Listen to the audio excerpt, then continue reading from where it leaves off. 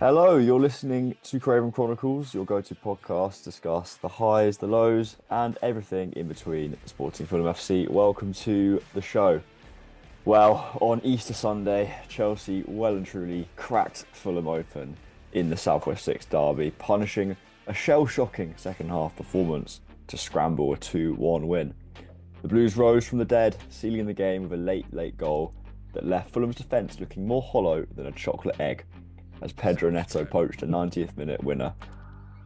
Speaking of eggs, it was Enzo Maresca who brought on Chelsea's very own Judas to rub salt into the wounds, and we'll be discussing how Marco Silva's game plan was indeed crucified. Right, I'm out of egg puns now. I'll welcome my co-host, Oscar O'Kane. Oscar, how are you, my friend? Thoroughly enjoyed those egg puns, mate. Happy Easter. Well, Easter's just past us, to be fair, but very good from you, mate. Very good. Love the old Easter jokes in there, but didn't love our performance on the weekend, I think it's fair to say.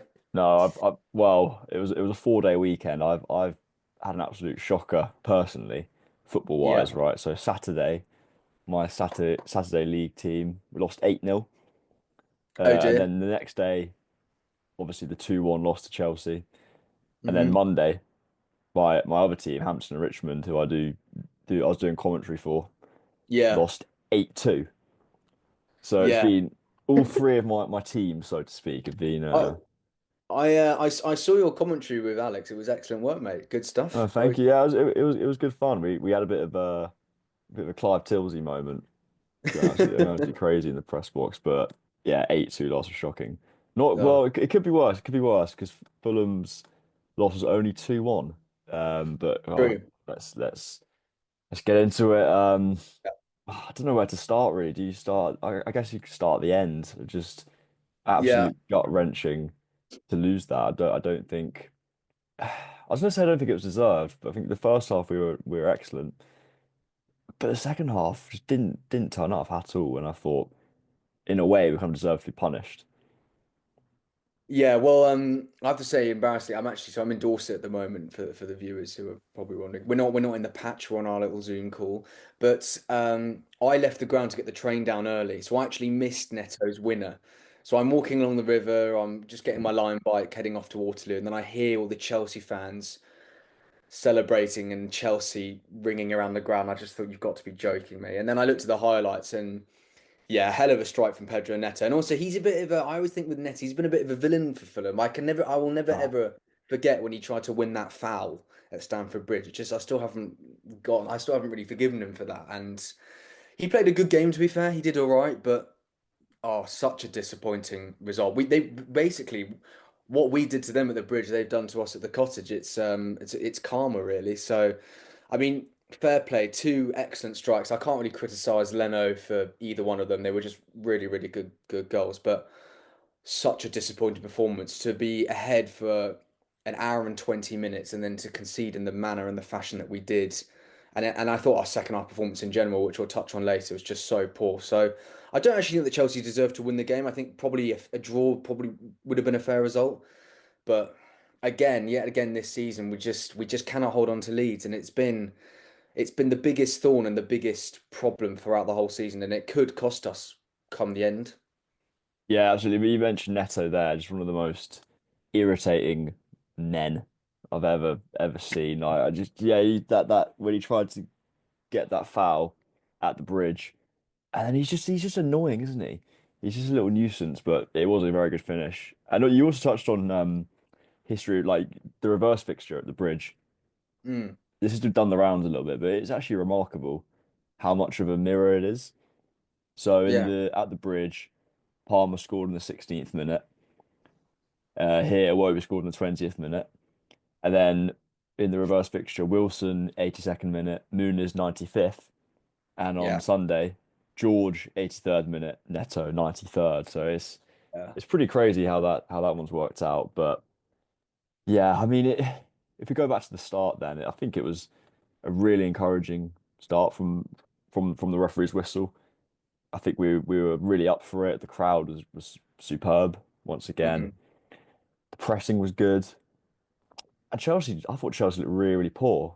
So I haven't actually watched Chelsea play a full 90 many times Mm. recently, and I'm aware that the fans are really getting fed up with Maresca's football, and I could see why in that first half. It was just knocking it about with no intent. They didn't have much purpose about them, and then I think that's the first goal kind of summed it up. Sessegnon just really aggressively pressing, nicks the ball off James, sets up a Iwobi, and it was a good Mm. finish. And I thought this is gonna be a good one. Yeah, and I completely agree with. I thought Chelsea. They looked. I mean, it kind of looked like it was the first time they were all playing with each other. It's been the story of their performances in recent times, especially the last couple of games. Losing to Legia Warsaw with a sort of full string lineup is frankly embarrassing. I know that they got through to the semi-finals, and they're probably going to be in the final. They're playing some team that I definitely cannot pronounce, so I'm not even going to attempt to do it. But Chelsea, I completely agree. I thought first half we were excellent, and I thought Sessegnon in particular, he justified Marco starting him again. I think you and I said on the pod maybe it would be good. It could be a good game for Adama. Um, I spoke to Sammy James from Fulhamish. He thought it would be a really good game for Adama to sort of get his teeth into it. But look, Sessegnon started, and John, I've got to say he has been excellent. And I think one of the things about Sessegnon I really like, and I noticed it throughout the whole game, is of course setting up the goal, winning the ball off Reece James, who got hooked by the way, hooked at half time. Mm. That's how bad his performance was. But I think his defensive duties is something that goes so unnoticed. I think Sessegnon is amazing when he tracks back, and he did that a lot in the game to help out Kenny Tete, who, by the way, I thought had an excellent Yeah, game. it's good to see He's him one back of there. Yeah. the, absolutely. He kept their forward lines really quiet, really, really composed. Sancho came on at halftime, and Sancho, we know he's a dangerous player, but yeah, Sancho barely did anything, really. Didn't Mm. really get in behind. I thought Tete was excellent. But back to Sessegnon, I think offensively and what he has done defensively, I think has gone really, really unnoticed. And he's been brilliant. I think in terms of the last, you could arguably say that he's been our best player in the last month or so, definitely the last 6 weeks. I think just the way he's gone about his business, I think his attitude as well. I just think it was outstanding. And I thought that we really played into Chelsea's hands. I think you and I spoke about having Muniz in the lineup, but Raul Jimenez, I thought his hold up play was excellent. Just sucked out Colwill, sucked out Chalobah right up to him, and then he sort of got the ball and spun him behind. He had Iwobi, he had Robinson, and when we took the lead, I was right behind the Iwobi goal. It was a wonderful strike. I thought we then sort of had a period where we were all over them, and I did say to my dad, we've got to get the second goal, and obviously that has been our undoing. But it's just a shame that we couldn't replicate that first half performance into the second half because otherwise, I mean, I definitely thought that we should have been at least leading 2-0 at the break. Yeah, we had a couple more chances, didn't we, after that Iwobi goal, which was a great finish on his left foot. What ones that spring to mind was Berger almost getting a head to it, which would have been into an empty net. Mm, But just the general pressure was superb. And yeah, you're bang on about Sessegnon. Raul, yeah, I love the way he brings it down on his chest and bringing other mm, players in. It was no Muniz in the squad, uh, or Smith Rowe, which we suspect are injuries, but it's in typical Fulham fashion. You don't really hear about it, do you, at all? yeah. And you're bang on. I think we needed Muniz in Mm, that second half. I think we can kind of skim over the second half a bit. It was just, I think we just allowed Chelsea back into the game. We let them play because their midfielders are good, by the way. When mm, they get playing, I think I'm impressed with and Enzo Fernandez divides opinion. I quite like him, not as a yeah. bloke, as a footballer. I mean, obviously there's Argentina antics, but and Yeah. Caicedo's been superb. Mm, We allowed them to knock the ball about a bit more. I don't remember testing Robert Sanchez in the second half, and a reason for that is perhaps fatigue in the squad. It is quite a thin squad. It is quite an old squad. And mm, I just think that when you don't have Muniz coming off the bench, he's the league's top scorer off the bench, I think we were really lacking that. And then the two goals. I mean, the first goal was great from George, which you were there to see. yeah. I think sometimes you think fair enough. They were knocking, but the Neto one I've got issues with. It's a good finish, but how are you not holding on? How are you not staying strong in your shapes to Yeah. let them happen? But what was your assessment of that second half? Yeah, I felt in the second half there was a couple of moments where I just felt the final ball wasn't really quite cutting it. I think there was a couple of set piece opportunities. I think Robinson was getting quite a lot of joy against Gusto on that left hand flank. But I agree with you. I thought we just sat back off them way too much. We just let them kind of dictate, play the game in our final third, and it's inevitable when you do that. If you just let them continuously press us, and so we can't even breathe, can't even get out of our own half, they're gonna bring you down eventually. And I thought Nicholas Jackson was shocking, and then they bring on George, who we know is a bit of he could be a bit of a future star, very young. I think he's 19 years old. Scored against Legia Warsaw as well in the first leg. I think he also scored in the second leg. So he's a striker full of confidence. Was a great finish, but again, I can't be too critical of that first goal. Robinson tries to clear it. George just a quick snapshot. So Lennon hasn't really got time to set himself, and excellent finish. But I completely agree with you. The second goal I thought was so avoidable. Defensively, I thought poor. And I know he's not your favourite, but Anderson, for me, he has to get tighter. I've watched the goal back. You can't be letting him get that strike off. You've got to get right close to him and at least get a block in because, I mean, to be fair, when I first looked at the goal, I thought, could Leno have saved it kind of straight down the middle? But it's just hit with such power that he's Good got finish. absolutely no chance, really. It is a good finish. The celebration, oh, Oh, I just hate watching it back. It's just, actually, I'm quite glad I left because he would have run right past yeah. where I sat. So I would have been fuming about it. But Where I agree where with does you. I that thought rank in like gut wrenching goals to concede? It's up there for me. it's up there. The number one will for me will always be the Garnacho goal 2 years ago. That was the 95th minute, and United was so bad. I don't think they created like two chances. We were all over them, but I we think had this is worse because it's we had old Chelsea and like yeah what it would have meant if we'd won, which we'll get onto in the next section. But yeah. yeah, God, But it it's was just just bleak. it is disappointing. But you look at that Chelsea squad; they've got I mean Neto's 60. I mean I was looking across Casado and Enzo combined about 250 million. Yeah, So they've got so much money and they have got a lot of quality. And at times, it has taken a lot of time to click. If I was Nicholas Jackson, I'd be looking over my shoulder. I thought he was rubbish. His hold-up yeah. play was absolutely hopeless. George comes on, bright spark, high on But Palmer confidence. was quiet as well again. I thought he was as well, yeah. And I think what I noticed, especially in the second half, is in the first half, I thought Sander Berg was having so much joy when Raul was bringing the ball down. Sanderberg was they're doing really quick switches to the right hand flank for Sessegnon and Tete to run on. But in the second half, I noticed that Casado and Enzo kind of doubled up on Sanderberg, which meant that he couldn't really play out. We couldn't really every time the ball came to Raul, he kind of didn't really have any options, and we kept giving the ball away constantly. And I agree with you. I think our final third ball was just shocking and. Oh, it is gut-wrenching to concede a goal in that manner. And, we obviously know Pedro Neto is a quality player. But the one thing you don't do with Pedro Neto is you don't show him on his left foot. You don't let him cut in on his left foot. It's schoolboy defending, really. It's kind of like when you're going up against Mo Salah. Of course, he's world class, but you don't show Salah on his left foot. You show Neto on his right foot. And, I mean, when you're asking for that and you're not getting tight to him, it's one of those days. But yeah, it's a gutting one. I am quite glad that I left the ground and didn't see Yeah, it. it was It, horrible it was a it when was a that tough went one. in right in front of me as well. But Yeah.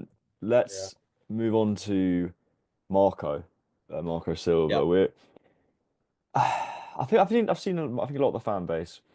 Obviously, we know what Marco's done for this club. He's not a phenomenal coach, arguably our best coach since Roy. You could argue, Yeah. but I think he got it wrong. I think he got it all wrong on Sunday. First half fine, set his team up well, but I just don't know what it was. First of all, taking off Sasa Lukic. Before that, I think the game clearly needed some fresh legs. It needed something to change. So I don't know Mm. why he waited so long again to make the subs in the first place. And then when he does make the subs, takes off Sasha Lukic, who I thought was excellent, Yeah. brings on Kearney. It Kearney, we all know what Kearney offers. We Mm. didn't need him at that moment. I We didn't completely need agree. him. We didn't need someone to kind of his qualities. Someone like a Harrison Reed, for Mm. instance, because Mm. I was really impressed with Pereira, but he worked his socks off. He couldn't do it all on his own. He needed another runner in there with him, and Kearney just wasn't it. Yeah, what were your thoughts on Marco's tactical approach and subs? Yeah, look, Marco, I hate criticizing his man management because he's been so good. And also, it is important to remember our squad is stretched so thin. It's a 23-man squad that we've got. So he's really utilised and got the best out of quite a lot of players who I think many coaches have overlooked and thought they were bang average, especially when you look at Sessegnon with Conte, you look at Wilson, you look at Adama Traore. I think lots of coaches thought they weren't good enough, but Adama, Marco Silva's really got the best out of them. But coming back to your point, we didn't make a substitution until the 72nd minute, and I was, we were 1-0 up and we were hanging on in there and we were doing well, and I thought it was crying out for Adama Traore. And he only brought on Traore after we had conceded, after George had equalised for Chelsea. And when Adama was getting his shirt on, there was a couple of fans around us saying it was too late. Marco, you've made that substitution way, way, way too late. Of course, it was lovely seeing Harry Wilson come on. I loved his first bit of action. He gets the ball, skins Cucurella on the old right hand flank. It was brilliant to see, and obviously all the fans were serenading him. But he got the tactics so wrong, and I actually have felt throughout the whole season he makes substitutions, in my opinion, way too late. You've got to be making changes in like the 60, 65th minute. It was quite obvious that we needed fresh legs, and I agree with you. Kenny's a brilliant player, controller of the game. You know what he's going to give you. You don't bring on Kenny when you're leading. You bring on Kenny when you're trying to look for the goal. You're trying to unpick the defense. We needed the legs. We needed other bodies in there, and I think if I look at the bench as well, I completely agree with you. We could have had a Harrison Reed in there. We could have had anyone else really in there. And I even think it was strange that he didn't bring on Willian. Willian's one of those kind of players who he's just got that experience. He's good at winning fouls, slowing down the play, brings that kind of sense of calm on the pitch as well, I found. But yeah, I thought his man management, he got it so wrong. And I think, as you said, he even admitted post match that he got it wrong. And it's something for him to reflect and learn on. And I think it did also reflect that we do need more midfield options in there. We need more runners. I know we've had a couple of injury problems, but the squad, 23-man squad, is not good enough. And I think that Marco does need to seriously rethink it when the summer window comes around again. Yeah, it's a thin squad. If we do get European football, which we'll discuss in a second, because the league is looking interesting. The mini league is mini Mm, leaguing. yeah, But oh my God, can you imagine that this current squad in a European competition? It would be absolute carnage. We need probably like six editions in the summer if we did get absolutely. Europe. I think we need at least, if we don't get Europe, which regardless, we need it, at least three first team quality players, maybe even Mm, four. But if we get Europe, it's going to be a very interesting summer, and especially if the likes of I don't know if Robinson or Bassi or Pereira has been linked away from the club. It'd be really interesting to see how Marco deals with that, or whether Marco even stays. Like who knows what's going to happen? But let's focus on the present and now. What this means for the league table. Well, actually, first of all, mm. we also have now dropped 25 points from winning positions, joint Which second is, in the league yeah, with Southampton, it's and it, yeah, it's so bad. That is shocking, actually isn't one it? of the stats that I've seen. Genuinely, we only Ipswich have dropped more points than us from winning positions this season, and Ipswich are relegated, and Southampton are arguably one of the worst teams that we've seen this season. I mean, and actually, John, to be fair, having said that, you just back at the course of the season. So many games we've led, and then we've just completely thrown it away. It West doesn't Ham, surprise me at all, that stat. Yeah. Ipswich. It's just like, and I wonder, I question if there's a poor team mentality. I kind of question Marco. I mean, when we talk about man management, of course it's great setting up your lineup and playing well in spells and dominating and playing well against the big clubs. But you've got to make sure that you hold out games. You've got to make sure you get the right decisions, whether that is playing dirty tactics, like maybe a bit of time wasting here and there, or bringing on players who are going to frustrate, hold up the ball, bringing on the likes of Adama. I'm not saying I am. I'm no Premier League expert manager. I'm Uh, not Marco don't be Silva. modest. Don't be modest. No, but I'm no expert. But surely you would bring on a player like Adama against Chelsea, someone who's gonna give you an outlay, someone who's gonna run in behind the channels and cause them huge amounts of problems, especially against a Cucurella who's on a yellow card. I just thought it baffled me really. And if we end the season, I mean, you and I talked about our ambitions, especially in certain positions we're in, when we're in the FA Cup, when we're fighting for Europe. If we end the season without European football, we'll look back at that stat and think, well, that's the reason because our team lacks the mentality to get over the line, and you need players in there. You need to bring that kind of squad cohesion to make sure that you do get over. And the only person that brings that cohesion fundamentally is the manager. So fingers will have to be pointed Yeah. at Marco Silva. And I don't like criticizing too much because he has been wonderful for the club. As you were talking there, I thought of 2 points about like holding on to Leeds specifically.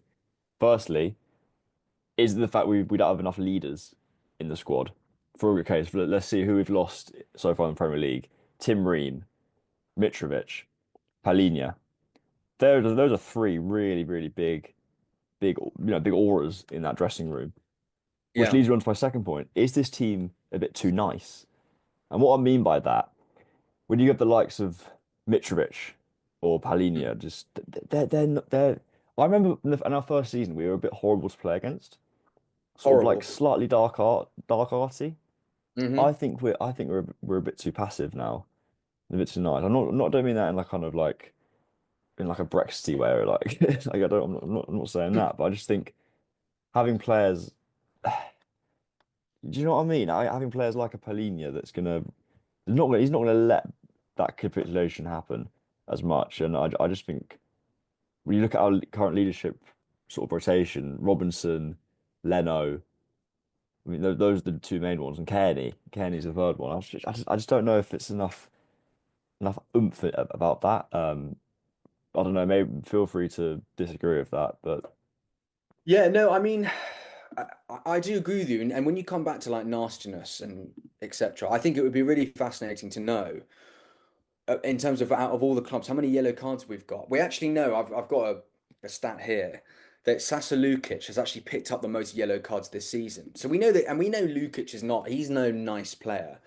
And I love Sanderberg.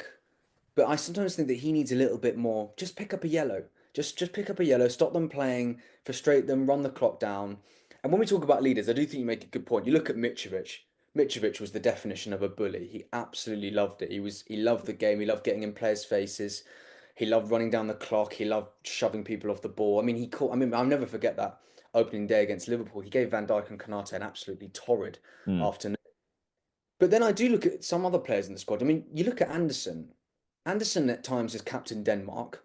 He's played in the Premier League for years. He should be showing a bit more leadership qualities. If we look around the change room, there are players in there. You look at Raul, you look at Iwobi, you look at Robinson, and you look at Leno. They've played in the Premier League for years and years and years. So surely fair. they should have the experience and the maturity to say, "Come on, lads, we've got 5 minutes. We've got to hold on to this lead. Just give it everything you've got. I don't care whether we have to play the dark arts and time waste." But we just got to make sure that we get the 3 points. And I do agree with you. At times watching Fulham, I love it when we play free flowing football and we rip teams apart, and it's fantastic interplay with Iwobi and Smith Rowe and Sessegnon and Robinson and Raul and Muniz and whoever's in our attack. But I also think at times it's quite nice to watch Fulham and watch them frustrate opposition at home. If we're only a goal up and just run down the clock. And I remember when we talk about Roy Hodgson earlier, he was so good at that. I remember there's so many times we'd go to Fulham games, we'd win 2-1. We were like the masters of winning 2-1. We'd sort of take the lead, they'd get a goal back, but we just hold on because we had the figures in there. We had the Mark Schwartzers, the Aaron Hugheses, the Hangerlands, the defenders with the know-how and the experience, like even players like Danny Murphy, to just sort of hold on to leads and protect them. And I agree with you. I think that at times this team is too nice. And when we talked about on the podcast earlier, do we miss a João Palhinha? I definitely miss him, but I definitely miss his leadership qualities and his aggressiveness. And as much as we praise Sanderberg and we praise Lukic, who of course have been outstanding this season, I do think that we lack a bit of needle in that midfield, and that's something that I think Marco's got to try and address this summer. Yeah, absolutely. But if you're looking at the sort of wider picture, then we Mm, mentioned like in the last episode that there's sort of a European mini league forming for for that Conference League spot, assuming that eighth will be Conference League, which I think it's all quite confusing, but I think yeah, barring some sort of unlikely permutations, which includes Palace winning the FA Cup, which could happen, you never know. But let's just assume eighth is going to get Conference League. So you have Bournemouth, Fulham, and Brighton, eighth to mm, tenths, just 1 point separating the three. And Villa in seventh on 57 points. I think they're 8 points away. I think they might be out of the conversation now, potentially. They're 5 wins in a row in the Premier League. yeah, So Brighton and Bournemouth both dropping points is crucial because mm, it's sort of like I don't know, like no one wants it. It's like a shootout and everyone's just shooting themselves kind of thing. But also Brentford have crept into this conversation now as well. They're only 2 points behind us, yeah. down in 11th, which tees up a lovely game at the G-Tech in May. But in terms of that European mini league, what do you reckon just on first thoughts? Do you think it is those three, or have Brentford entered the chat? I think Brentford have entered the chat. I think beating Forest and the manner with which they beat them, I think means they have entered the chat. I think you look at the player, you look at Mbomo and Vissa. I mean, God, Fulham. If there was one player I could take from a rival, it would be Mbomo. He is the winger that Fulham have been crying out for. A winger that is absolutely deadly, clinical in front of goal, who takes their chances. That's not to discredit the wingers that we've got, or Harry Wilson, etc. But we needed an Mboma. I do think Brentford are now in the conversation. This sounds strange to say because we're level on points with them, but I'm not really worried about Brighton. I think that they have massively fallen off a cliff. I think Yeah, they're they're shocking. Pedro's Yeah, got, João Pedro's got a red card. He's not going to be there for the next few games. I don't know what's happened. Fabian Hertzler, I think a few weeks ago said they've got 8 cup finals. Well, the way they've been playing, I mean, they haven't won in God knows how long. since I mean, us. it was against us, yeah, on Yeah, the 8th of March. So, that is a long, long, long time coming. And the only thing I think that's in Brighton's favour is they've got out of us and Bournemouth, they've got the more favourable run. They've got West Ham at mm, home. West Ham are dreadful. They've got Wolves away. Wolves have been a bit up and down, but they've got. I mean, you look at Tottenham away, final game of the yeah, season. Tottenham are in the Europa League final. They just probably put a sort of dead rubber team out and try and hold out. But I think ultimately it's going to be between us, Bournemouth, and Brentford. And it's interesting that running because we're all playing very, very similar teams. But my biggest concern, especially against Bournemouth, is if you look at the last game of the season, we've got City at home, they've got Leicester at home. And if it comes down to that final game, I mean, I can't see Leicester getting anything against Bournemouth at the Vitality. So the odds are not stacked in our favour. But we can always hope and pray. But Fulham, they've got to try and pick up a result against the likes of the Villas. Otherwise, I really think that our Conference League dreams are going to be over. yeah. But I would Bournemouth running is they do have United and Leicester, but then they do have Arsenal, Villa, and City still to play. So that's not easy. Yeah. Um, in terms of the runners, I think they're all, yeah, you're right. I think they all are kind of similar. Trying to look at Brentford's now. Brentford, yeah, Ipswich, Wolves, Forest, and us, and United. I think it's much of a muchness in terms of who has the easiest run in.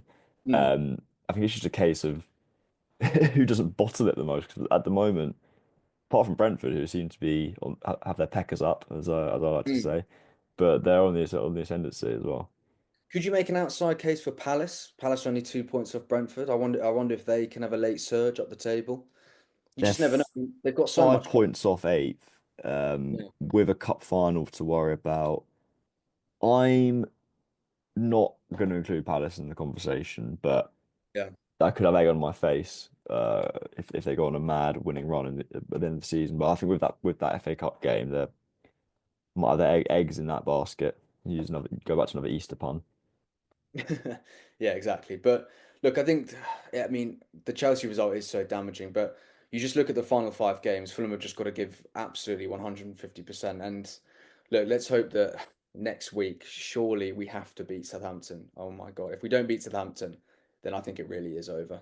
Oscar, let's move on to Southampton, our next Yep. game.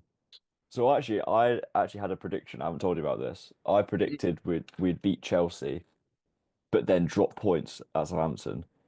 Yeah. But now we've lost to Chelsea. I can't do that. If we don't pick up 3 points at Southampton, statistically one of the worst teams ever in the Premier Yep. League, we don't deserve anything. But Mm. they did get their 11th point of the season, which puts them on par with that Derby County team Yeah. at West Ham. But yeah, what's just your immediate thoughts? The prospect of facing Rusk's Saints. Yes. By the way, I mean, before we even get to Saints, how bad have West Ham been this season? They have been Yeah. Did you see absolutely dreadful. Fulkrug's interview? Oh, it was a He shocker. was like, it's It, like I'm not disappointed, I'm just angry, which was like, yeah. oh, I rate Also, that I from don't him. yeah, for the viewers that maybe didn't know what happened, Fulkrug, he just went on an absolute sort of post-match tantrum attacking his players. Like, I understand you're frustrated, but why is he chirping up? I mean, what's he actually contributed this season? Like, I'd understand if like Jared Bowen was frustrated, but Fulkrug, he's done nothing this season, so it was slightly bizarre. But yeah, look, as you said, John, Southampton. I was actually quite glad when they scored that late equaliser. It's just quite funny watching West Ham drop more points. Great strike as well from Ugo Chukwu on loan from Chelsea. Oh, I thought we'd God, I didn't want to mention Chelsea again, but hey ho. But look, you're right. They're one of the worst teams in the league this season. Last time out, it was a nil-nil draw. It was one of the most frustrating games I've watched. I remember Ramsdale had an absolutely class performance, making save after save after save. And I remember Adama spurred a huge one-on-one late on, and Ramsdale made another fantastic save. I feel sorry for Ramsdale, John. He's had three relegations. Poor bloke. It's God, it must be all tricky for Aaron, isn't it? That is brutal. You know, that is like seriously tarnishing your legacy, so to speak. I was just looking at Derby County's 2008 season, Mm, 11 points, which Southampton had, but they had a minus 69 goal difference. Southampton are on minus 54. So wow. as it stands, not the worst Premier League team ever. But Yeah. genuinely, I think that must have been because look, they're done. They're absolutely done. Hmm. Relegation confirmed and everything. But that must have been a big motivation. It's like, look, lads, Yeah. let's. We, you could potentially be remembered as the worst ever Premier League side. Mm, Pick up some points, and we you won't be. I think that's a big motivation. But so they've got that, which could play into our could work for us because now they've got that monkey off their back. But it's been a dismal season for old Saints, yeah. Old Russell Martin. Hmm. I I like Russell Martin. I think he speaks well. He's got to touch the Parker around about him in terms of he's very good with the media. Yeah. But this football, if I'm honest, I think it was arrogant. I think it was Definitely. naive and arrogant because you could blow away teams in the Championship, which they did, playing great football. But how could you expect to do that in the Premier League with the players at his disposal? Rightly Mm, sacked, and then Jurich, God, that was I. He's gonna be a pub quiz question in a few years because like what the hell did he even do? yeah. But yeah, a dismal campaign for Saints. I think I completely agree. And also, I don't know what's going on at board level for Southampton. I mean, if you're going to get rid of Russell Martin and you're going to replace him with Juric, surely Juric would stay on till the end of the season and he could be the manager to try and kick them and get them back up in the Championship. But for him to be appointed, it reminds me of when we had the whole Ranieri Scott Parker situation at Fulham. We sort of hire Ranieri, then he goes, then we have Scotty P, and then he kind of takes us into the Championship next season. But I think there's been such mismanagement at Southampton. I think for years now, I think fans are getting so frustrated. I mean, I remember a time when Southampton had a fantastic team. They had the likes of the Van Dijks, Sadio Mane, Lallana. They beat Inter Milan in the Europa League. I mean, they had a seriously good team. But this season, it's been absolutely atrocious. And I think I agree with you. The football. I think Carragher said it a lot. I think a lot of the promoted teams has just been arrogant. You can't play like that in the Premier League. You're going to get totally picked apart. But look, I mean, in terms of Southampton St Mary's, they haven't won at home since the 2nd of November. It was against Everton, actually, surprisingly. But this was an Everton before good old David Moyes was at the helm. And Adam Armstrong scored the winner. He's now on loan at West Brom. So he's had a bit of a fall from grace recently this season. Poor old Adam. But yeah, look, I think it goes one of two ways, isn't it, John? I think it's the case of they have picked up that point. They've now equalled Derby's record. They're probably thinking, well, we'll probably get one more before the end of the season. But they're also probably thinking, well, we put in a great second half performance. Can we carry on that momentum against a side that we've already picked up points against this season? So it could work either ways. But I do think ultimately, because we've lost to Chelsea, he will be giving a massive kick up the backside to these players to try and get them back up, to try and get them promoted for Europe. So I guess we'll just have to see what happens really. But I would be shocked. I mean, you're right, John. If we don't beat Southampton, we cannot deserve Conference League Yeah, football. It would just be we just wouldn't deserve it at all. and we've already dropped points to this team that 0-0 at home. Actually, I do remember that Derby team that they got 11 points, and four of them were against Fulham. So Shocking. it just sums it up. And yeah, as you were just talking there, and you said they haven't won at home since November. I was thinking the word Fulhamish is just ringing in my ear. Just thinking that'd be so typical, but. Yeah. I think we will win. I think we will win. And you are right because of that Chelsea game. Because I think sometimes this can be the kind of game where Fulham struggle to get up for, I think, a little bit.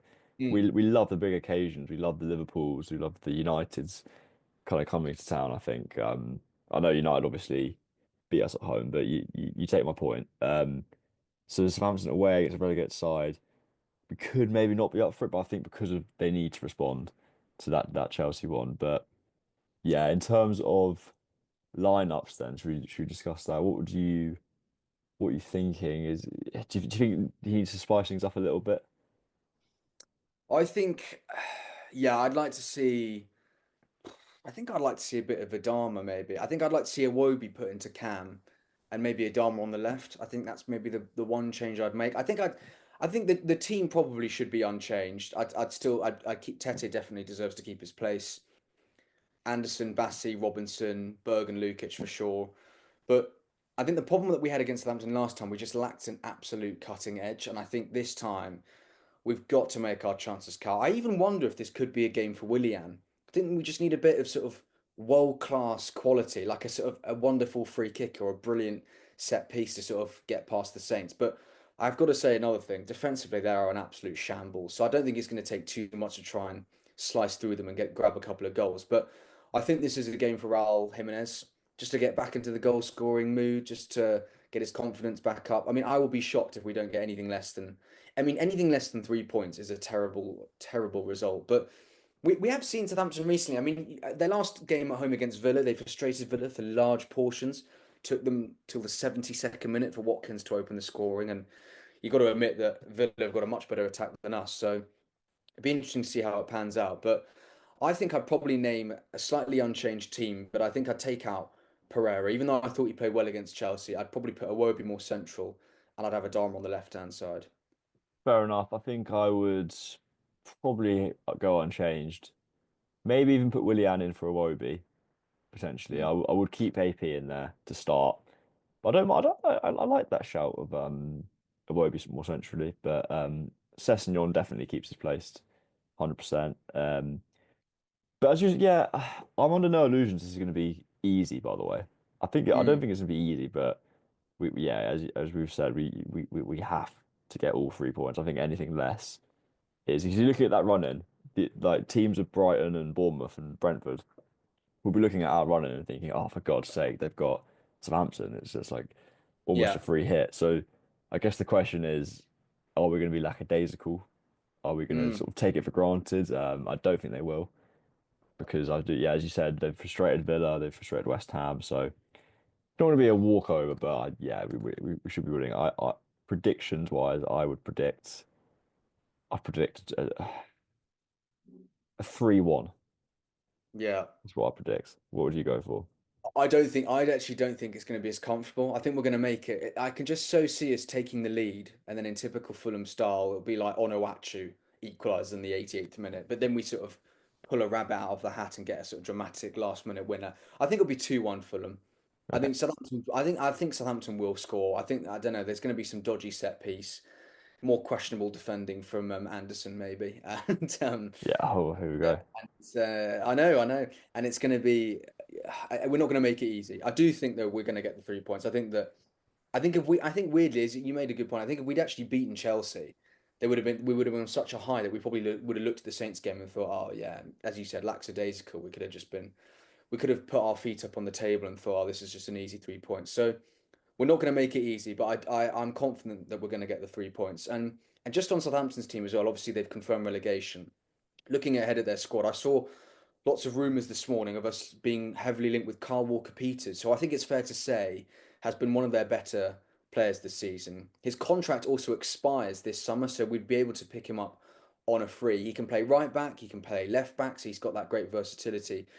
Would he be someone that you'd like to see at the club, John, especially with all the rumours around Anthony Robinson potentially leaving and the fact that Walker-Peters can play in that left back role, or even as a backup? I like Walker Peters. Yeah, playing on both flanks is definitely an advantage. I do think the biggest priority should be keeping Tete because I believe his contract runs out. Might be mistaken there, but I think keeping Kenny Tete. We saw how good his performance against Chelsea, his first start back in a while at home. I love him. I love him, and I Mm, think Castagna is a more than capable. number two at right back. So Mm, in terms of what we need, I don't know if we really need it because would he be happy just being a squad rotation player? Maybe he would be. If he's happy to be a squad rotation player, I would 100% take him because I think he's a good player. And if we mm. lost Tete, I'll take him. But maybe as it stands, I'm not sure. But I do think he's decent. Um, Another player who's good for them, obviously Tyler Dibbling, but valued at what was he? Is he valued at 100 million or something 100 absurd? million.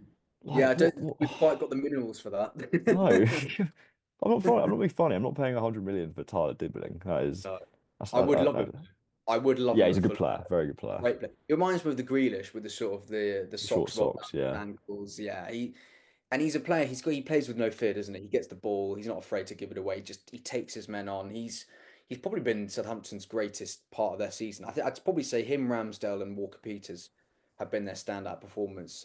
But yeah, I agree with you. Look, I think Jesus, in terms of transfer priorities, we need a striker for God's sake. We don't Yeah. need fullbacks. We've got quite a few of them. But I think if he's happy, as you said, being squad rotation, I definitely think Walker Peters would be a great option. But just to wrap up, John, on a quick one, just being topical with the news we've had this week. Obviously, we know Southampton, their relegation's been confirmed for a while. Leicester got relegated as well after Liverpool. Trent Alexander-Arnold, that could have been his final farewell goal for the Reds in their 1-0 win. But they're gone. And then Ipswich they're basically gone. All but 4 gone. they're gone. 4-0 against Arsenal. Saka could have had a hat trick actually if he just had his shooting boots on. But just on the wider point as well, on the flip side, on the Championship, we've seen Burnley, we've seen Leeds go up, so those two are going to be fighting now for the title. Sheffield United will have to do it through the dreaded playoffs. Although, as a Fulham fan, John, we love the playoffs, so Playoff specialist, you could say. Yeah. it's one of our fortes, absolutely. But just on that note, how happy are you to see? Personally, I went to University of Leeds. I love Leeds, great city.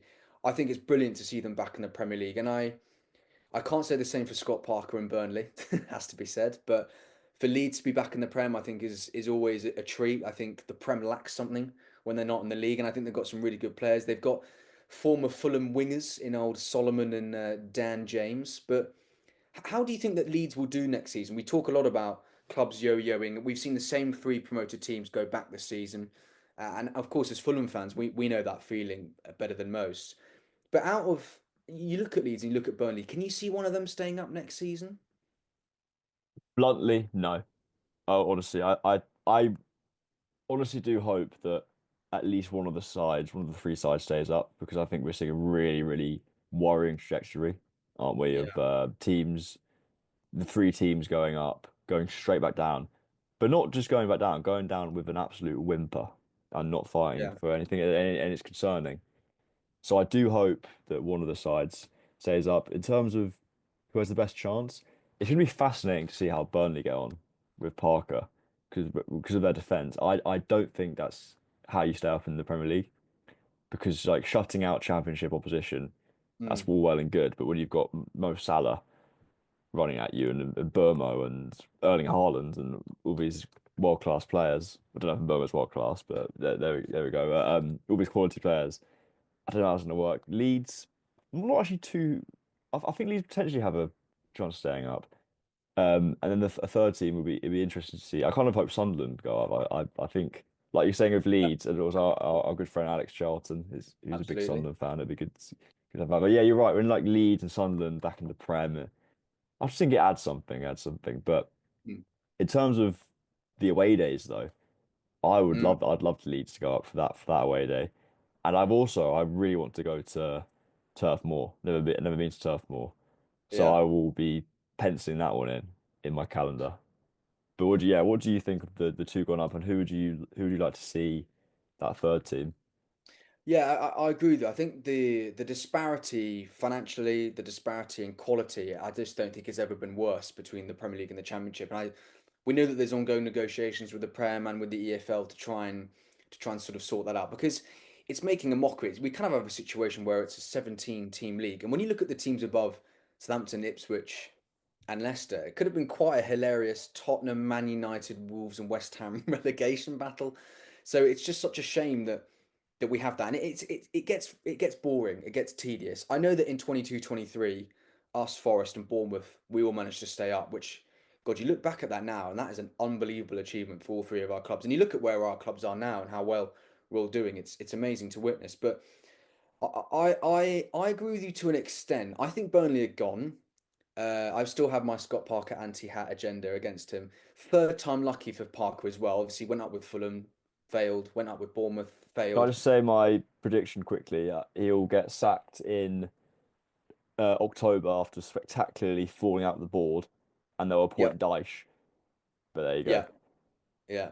I agree. I agree. That Sean Dyche back to Burnley. He's got that written all over it. Yeah, 100%. narrative. He'd love to go back to Turf Moor and keep them up. He actually, we know how good he is. I also think the other issue for Scott Parker is you've got to give him credit in terms of the fact that Burnley have only conceded 15 goals this season, which is a phenomenal achievement. But then it begs the question, well, do you keep your defence? A defence that's kept 15 clean sheets, but you kind of know that those players are not Premier League quality, so you're going to have to shuffle the defensive pack, but that means that the team chemistry isn't there. So I think Burnley have got a lot of conundrums.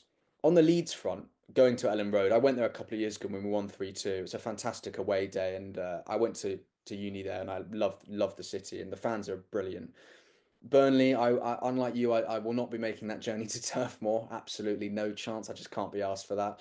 But I think that Leeds have got a good chance. I think they've got that new takeover, the 49ers. I think they've got some players in there that are Prem quality. I think you look at Tanaka, you look at Solomon, you look at Firpo, you look at a few of their players in there. I think they've got players who are well and truly good enough. I think if they get more defensive quality, I think Leeds could stay up. I think of the three teams that could potentially go up, I think Leeds are the most likely. From the playoffs, I'm with you. I'd love Sunderland, but Sunderland, I think Alex can tell us better than anyone, have been on terrible run of form. I don't think they've won any of their last 5 to 6 games under Reggie Lebris. If it wasn't going to be Sunderland, I'd probably say Coventry. I just think that for Lampard to have taken that side from 19th and get them up in the Prem would be an unbelievable achievement. And obviously, they agonisingly missed out when they lost on penalties against Luton. And Coventry are a massive football club, absolutely massive. They've won the FA Cup a few times, so it'd be nice to see the Sky Blues back in the league. But I agree with you. I think they're all going to be in danger. But I think of all of them, I think Leeds have got the best chance of staying up next season. That was interesting. I do genuinely hope that it'd be nice if like two of them stayed up.